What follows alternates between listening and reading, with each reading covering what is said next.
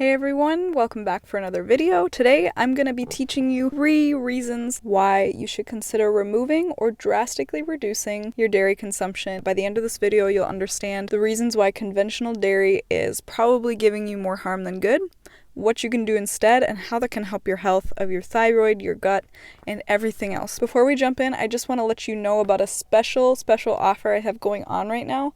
I just finished my gut health book. Gut Health Reset is designed to help you restore your mind and microbiome, help with weight loss, and improving your overall health. And that is actually available in a digital PDF copy for free. And what you need to do to get in on that is go to my Instagram page. I have the details listed there. Express your interest by going to my Instagram page if you are interested in reading that book for free. Let's get into the 3 reasons why you might want to consider removing or drastically reducing your dairy intake. Many of you already know this. Not all dairy is created equal. So most of the dairy that we find in our regular grocery stores in the refrigerated section, ice cream, cheese, milk, all those things, those are considered conventional if they're not organic and grass-fed, pasture-raised dairy. This is important because the cows and the animals that the milk comes from to make those products, those cows are treated differently than organic pasture-raised cows. They're fed things like grains, corn, and they're kept in small stalls, so their life is more stressful. Those cows have a higher level of inflammation throughout their life before they're milked or used for meat, and so that can actually become a source of inflammation for us when we consume those products. When we're trying to heal our body, the name of the game is reducing inflammation. So we don't want any byproducts from inflamed cows that was produced from that kind of cow. Those types of things will build up in your system and it will affect you in your healing. Also, many of us are sensitive to corn and grains. My suspicion and many other people's suspicion is these produce items are treated with herbicides, pesticides, and then their genetic structure, if they're not organic, that has been modified with GMOs, so it's not actually completely natural. Cow milk has a lot of lactose in it. A lot of people are lactose intolerant. A lot of people don't produce enough of the enzyme lactase to break down the sugars that are inside dairy, so it actually goes into the colon. Still, those sugars are not digested and broken down. The enzyme's job, these enzymes actually come from the pancreas and the small intestine, and so when our body doesn't produce enough of these for a reason of just genetic, or maybe your bowel is diseased from poor gut health, SIBO, underlying medical condition, reasons like that, you are not going to break down lactose as well as somebody who has enough lactase enzyme. So keep that in mind as well, because a lot of people are very familiar with the term lactose intolerant. I'm lactose intolerant. Just know that that comes from not being able to completely digest dairy appropriately.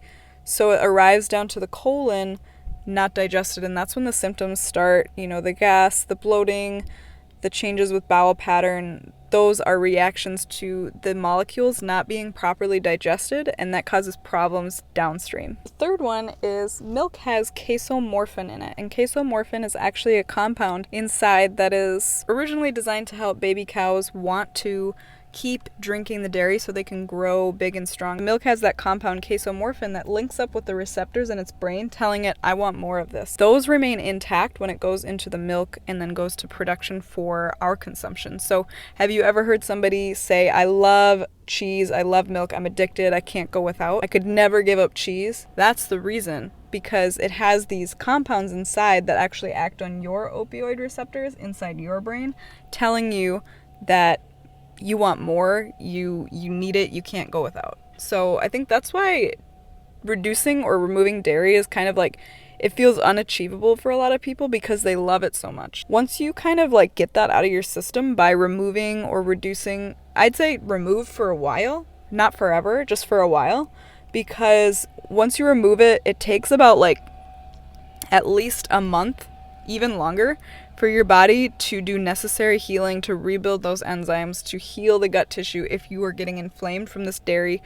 You want to give your body some time to actually rest and regenerate and just reduce any inflammatory response that might be coming from dairy. And I'm going to go into some reasons why you might want to choose alternative dairy-free substitutes or go with a different type of dairy. There's actually sheep's milk and goat's milk and raw forms of dairy, even from cows, that are more easily digestible and tolerated better by people, and I'm going to get into that. If you're going the strategy of eliminating dairy for a while, what you can do is you can have a plan to just know the recipes that you're going to use that are going to be used instead of eating dairy. So let's say you really like eating nachos or pizza. There are many places that will do dairy-free pizza, like they'll use dairy-free cheese to make the pizza, frozen pizzas out to like pizzas at restaurants. You just gotta look them up on the internet before you go out to eat. And then also there are plenty of just delicious comfort foods that you can make in your kitchen with full fat coconut milk. That's coconut milk in a can, and it actually has a lot of medium chain fatty acids, which are great for the brain, and medium chain fatty acids actually help feed the gut bacteria so they can thrive as well. So coconut it's like the best thing that you substitute in when you're going dairy free. That fat also gives you a feeling of satiation, which is really helpful because cheese and dairy is also a source of fat, so you want to make sure that you're bringing that in as well. There's many recipes that you can make that have cream-based broths, soups, things that are normally made with like heavy cream or half and half or milk. You can substitute or coconut milk on a 1-to-1 measurement. You can actually use dairy-free cheese. You can buy it in the store. A couple of companies that I really like their dairy-free products are Violife, that's with a V, and then also Daya, because a lot of the cheeses that are dairy-free actually have other inflammatory ingredients in them, like seed oils, things that you want to avoid otherwise, so it wouldn't be like a very helpful swap. But there are some really good ones out there for the times that you want to have something like cheese, like a sandwich or something like that actually do exist. They do cheese shreds and cheese slices. Another thing that you can do is switch from cow's milk to sheep and goat's milk because it actually has more B12, vitamin C, magnesium, and folate in there. It has smaller fat molecules and less lactose, so it's easier to digest. It's more vitamin and mineral rich, so that can be helpful if you're looking for maybe another alternative, but you don't want to be like dairy free. Sheep's milk and goat's milk cheese can be a great alternative. Additionally, both of those have less casein and whey. You've probably seen whey and casein protein in the store for a source of protein powder, and those are actually proteins found in milk that a lot of people have trouble digesting. Sheep's milk and goat's milk cheese actually has less of that. Another thing you can do, fermented and raw dairy is a great alternative. If you can incorporate those are also really rich in vitamins and minerals.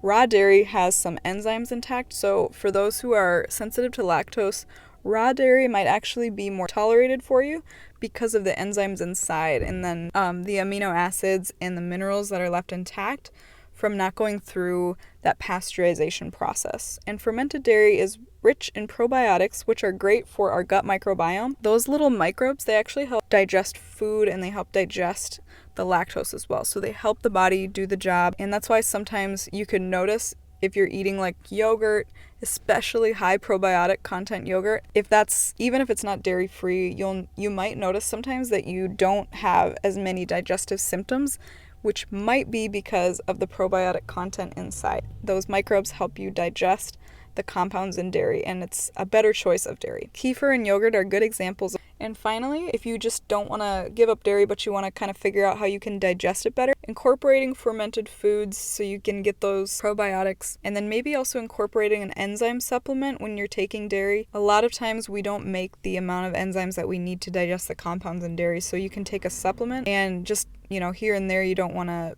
supplement your whole life, but once in a while or for a season while you're healing, it might be a helpful idea just to have on hand as needed. If you want my recommendations for the best kind of enzyme supplement, you can find that in the Gut and Herbs cheat sheet that I have available for free. You can find the link to that in the description below. If you're ready to get serious about healing your gut and getting to the root cause of your issues, clearing up your skin, losing weight, and increasing and improving your overall health, don't forget to apply for a one-on-one health coaching consultation below. I can help you reduce bloating, lose weight, help you feel better than ever. And it's not just the weight loss, it's the mental clarity, the lifting of brain fog, the feeling like you have your energy back that come with healing your gut. I walked through it myself. I've helped my clients be able to do it as well, and I'm excited to help you walk through that too. You can sign up for a free consultation in the description box below. Just check for the link. And I have a whole playlist of videos about healing your gut here that I will link for you to watch next, and I will see you next time. Thanks for joining. Bye!